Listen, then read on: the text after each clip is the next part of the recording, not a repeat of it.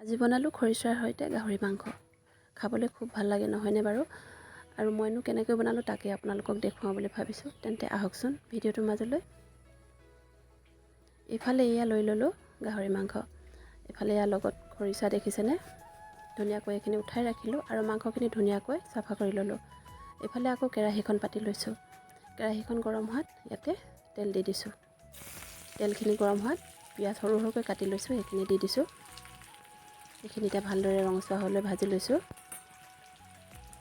লগতে এইফালে এয়া মাংসখিনি দি দিছোঁ। মাংসখিনি এতিয়া অকণমান ভাজি ল'ব লাগিব।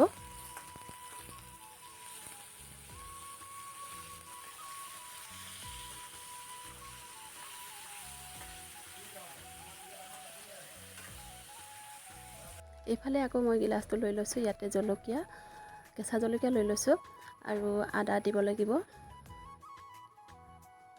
এয়া আদা দি লৈছোঁ আৰু নহৰু, এইখিনি ধুনীয়াকৈ এতিয়া খুন্দি লৈছোঁ।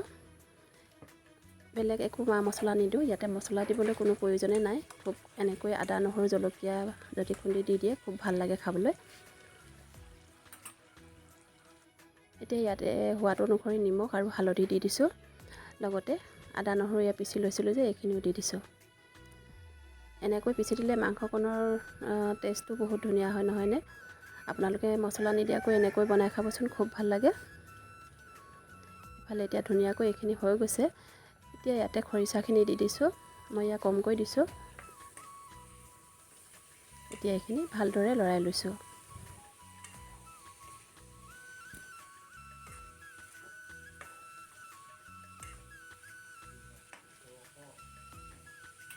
এতিয়া ঢাকনখন মাৰি দিম।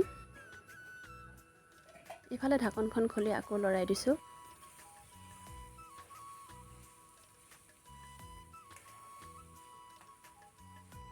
ইয়াতে গিলাচটোত অকণমান লাগি আছিলে আদা নহৰু পেষ্টটো, সেয়া অকণমান পানী দি ইয়াতে দি দিছোঁ।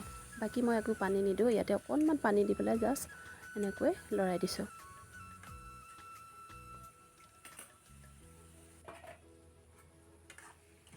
ইফালে এয়া দেখিছেনে মোৰ প্ৰায় হৈ গৈছে।